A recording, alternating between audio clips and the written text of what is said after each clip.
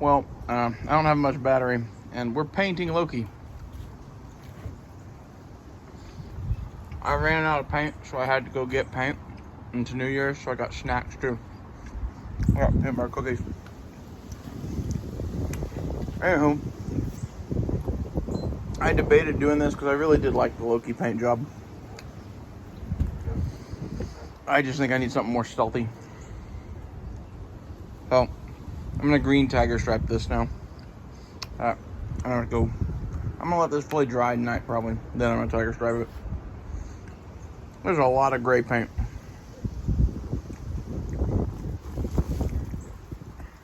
I have this habit of making gray guns, but you know, I am kind of urban here. There's a lot of concrete. But having that gray-green, I think it's a very good urban camo. And it's an urban camo that can flex to the woods. That's why I like it. Urban Tiger. Oh, that's 100% what I'm calling this gun now.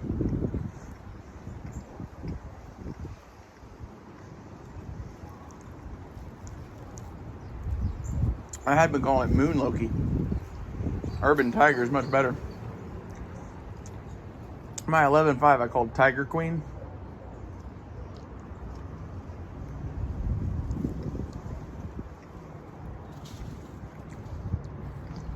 There's a theme here.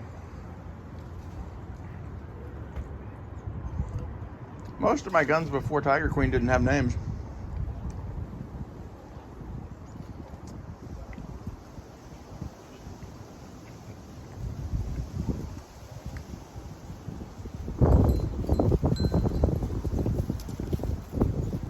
They mean more to you when you don't have very many.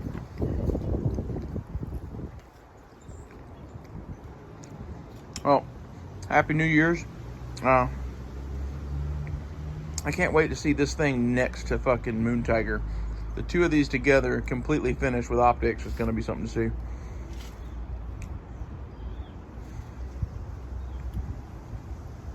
I think I'm going to like this better. If not, I guess I could just always paint it again, but I hate to keep just layering paint. My main consideration here is I really do like that 2-7 scope on here, and it's going to be floating around as a spare after I'm done. So I could swap it and the SIG optic out on this thing all the time for whatever I want to do with it. Have a fucking retro blaster. This gun to me is my retro carbine. Everybody keeps going out of business trying to do the retro thing. That's because there's really no doing that.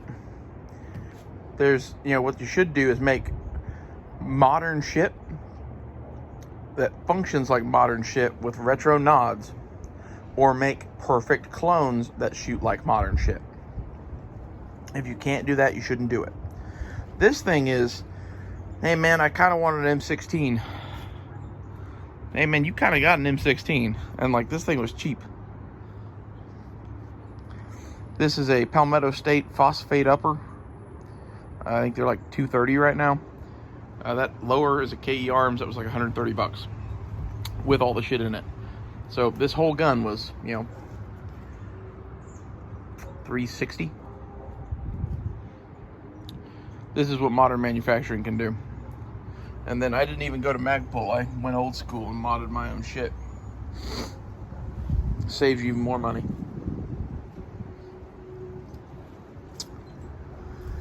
It's kind of my philosophy on this thing, at least. Like, I don't know, if I built more of these, I think I would do Magpul handguards, because it's a pain in the ass to do that. But like, if you're broke, this works just as good as the Magpul shit.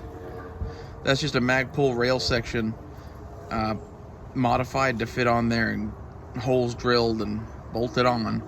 And then the pistol grip on the other side is an A2 that I cut down. You can save a lot of money just doing your own shit. And spray paint is the king of saving money. Like, you should never fucking Cerakote shit in my mind. Like, maybe if you have something like a suppressor that you want colored, that is acceptable to Cerakote. If you wanted your barrel to be tan for some reason, I guess you could Cerakote that shit, maybe. I wouldn't even do that, though. Like, if you notice, my barrel's taped up. I don't want to get paint on that shit. the only thing that is taped up. Otherwise, the rest of the gun can get paint on it. Pretty much. My gas tube got paint on it, but I'm going to replace that here pretty soon, so I don't really care. I'm going to get a melanite gas tube from somebody. I think having guns that match is going to be cool. I'm going to do the 22 to match these two. Fuck it, why not? It's like, I thought about having guns be kind of individual characters or whatever, and that's fun. That's kind of what I've been doing. But like, I kind of view these three guns as being like a package together. Like, one is a survival tool, one is a, you know, EDC rifle, kind of home defense rifle, and the other thing is like a hunting tool slash sniper platform slash whatever. And like, they're all meant to go together. It's like the rifles I think you should own in a fucking bag. And like, a lot of this shit is, I'm gonna use it and try to take care of it and give it to my fucking nephews, or I don't know, my brother's kid would probably end up with all of this shit if I don't know, his mother's gonna ruin them. We don't have any access to him. I feel so bad about him. Can't do anything about that though. I kind of want to have a package built for me to fucking use that is something that will stand the test of time, kind of. That like, these aren't really for like doing whatever the internet says you should do. These are for like hunting people.